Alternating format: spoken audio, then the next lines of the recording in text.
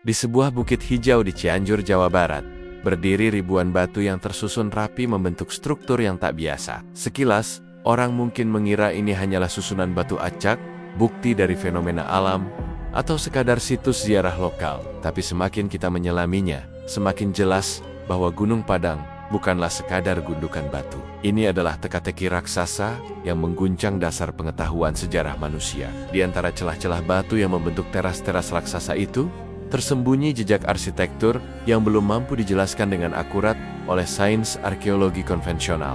Yang membedakan Gunung Padang dari ribuan situs megalitik lainnya di dunia adalah fakta bahwa bangunan ini kemungkinan besar bukan berdiri di atas bukit, melainkan adalah bukit itu sendiri. Seluruh gundukan tanah hijau itu mungkin sebenarnya adalah struktur buatan, sebuah monumen raksasa yang ditumpuk secara sengaja oleh tangan manusia kuno, lapis demi lapis, hingga menjadi seperti gunung. Pertanyaannya kemudian menjadi sangat besar dan sangat menakutkan. Manusia macam apa yang mampu membangun struktur sebesar ini ribuan tahun yang lalu, di tengah hutan, tanpa alat berat, tanpa teknologi modern. Dan bahkan menurut beberapa temuan sebelum manusia dikenal mampu membangun peradaban kompleks, penelitian modern mulai membuka tirai misteri Gunung Padang ketika Dr. Danny Hillman dan tim geologi LIPI melakukan survei geofisika pada awal 2010-an. Hasilnya menggemparkan.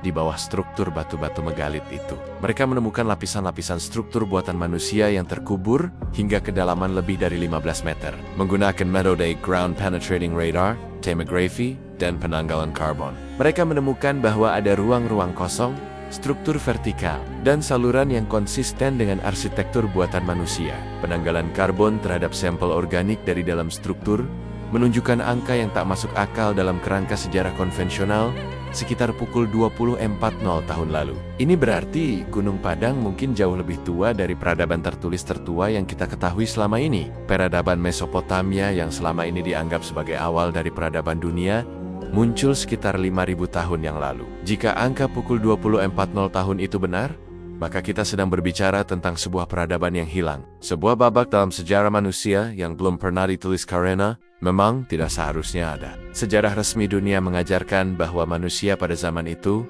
hanyalah pemburu pengumpul yang hidup di gua-gua. Belum mengenal pertanian, apalagi arsitektur. Tapi Gunung Padang menantang semua asumsi itu.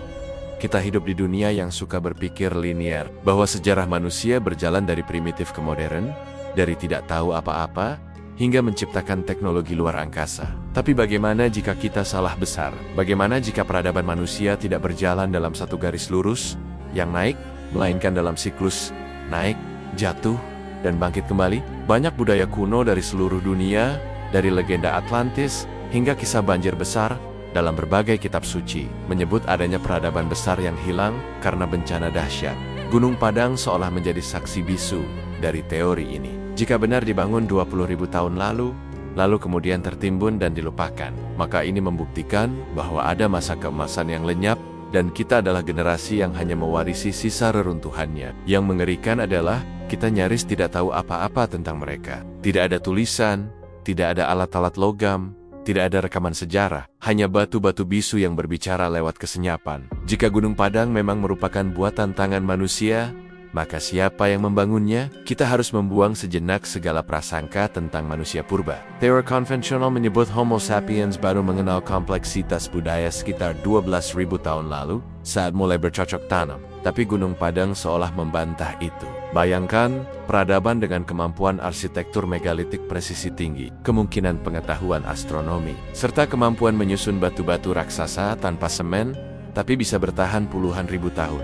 Beberapa spekulasi menyebut mereka sebagai bangsa nenek moyang lokal yang sudah hilang, mungkin leluhur dari suku-suku tua di Nusantara. Yang lain berani berspekulasi lebih jauh, mereka bisa jadi kelompok manusia cerdas yang hancur akibat bencana global, seperti letusan supervolcano atau perubahan iklim ekstrem. Bahkan ada yang mengaitkannya dengan teori-teori ekstrim seperti migrasi dari luar bumi. Meski kedengarannya mengada-ada, ini justru menunjukkan betapa besar kekosongan informasi yang kita miliki. Ketika data nyata menunjukkan sesuatu yang tidak bisa dijelaskan oleh narasi resmi, maka ruang spekulasi pun terbuka lebar. Satu hal yang jelas, Gunung Padang tidak bisa dibangun dalam semalam. Penelitian menunjukkan ada beberapa lapisan konstruksi seolah setiap generasi menambahkan struktur di atas struktur sebelumnya. Artinya, pembangunan Gunung Padang bisa berlangsung selama ribuan tahun secara bertahap. Ini bukan hanya soal kemampuan teknis, tapi juga mencerminkan kontinuitas budaya dan nilai spiritual yang sangat dalam. Orang-orang yang membangun tempat ini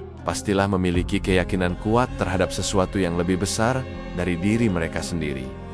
Apakah ini pusat spiritual, tempat pemujaan, pusat pengamatan bintang, atau mungkin sesuatu yang belum bisa kita kategorikan? Struktur ruang-ruang dalam tanahnya yang belum seluruhnya diekskavasi, bahkan memunculkan dugaan adanya ruang ritual atau pemakaman raja. Tapi sekali lagi, itu semua masih hipotesis. Yang lebih penting untuk kita renungkan adalah bagaimana mungkin kita tidak diajarkan tentang situs sebesar ini di sekolah. Kenapa Gunung Padang tidak menjadi bagian dari narasi nasional? Gunung Padang bukan sekadar misteri arkeologi. Ia adalah simbol dari bagaimana sejarah bisa dibentuk dan disembunyikan. Tidak sedikit pihak yang merasa terganggu dengan temuan ini. Beberapa ilmuwan menyebut hasil penanggalan karbonnya tidak valid.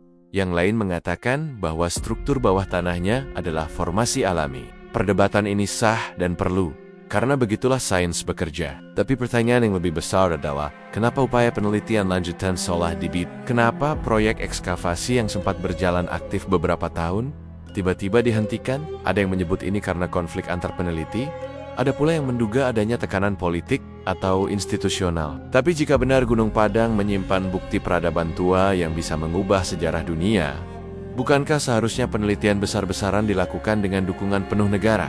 Namun kenyataannya, Gunung Padang lebih sering dibicarakan di kanal YouTube atau forum-forum netizen dibandingkan dalam ruang kelas atau seminar akademik resmi. Padahal, jika benar usia Gunung Padang lebih dari 10.000 tahun, Indonesia akan menjadi rumah bagi peradaban tertua di dunia. Kita bukan sekadar warisan Majapahit atau Sriwijaya, tapi mungkin pewaris dari zaman yang bahkan belum punya nama. Tapi kita sendiri tidak tahu atau tidak peduli. Situs ini tidak mendapat perhatian sebanding dari pemerintah. Tidak ada pusat studi nasional yang menghususkan riset Gunung Padang. Tidak ada kurikulum sekolah yang membahasnya secara mendalam. Ironisnya, orang asing lebih mengenal Gunung Padang daripada pelajar di negeri sendiri. Di tengah semua ketidakpastian dan kekosongan data, satu hal tetap nyata. Gunung Padang ada. Ia nyata. Dan ia menyimpan lebih banyak pertanyaan daripada jawaban. Batu-batu itu tidak bohong. Lapisan-lapisan tanah yang menyelimuti ruang-ruangnya tidak bisa dibantah. Tapi sejarah tidak hanya dibentuk oleh fakta. Ia dibentuk oleh siapa yang bercerita dan siapa yang punya kuasa atas narasi. Selama kita tidak berani menggali secara harfiah dan metaforis, kita akan terus jadi bangsa yang berjalan di atas harta karun sejarah, tanpa pernah menyadari betapa kayanya warisan kita. Mungkin kita tidak butuh teori konspirasi atau alien kuno untuk menjelaskan Gunung Padang. Mungkin jawabannya sederhana.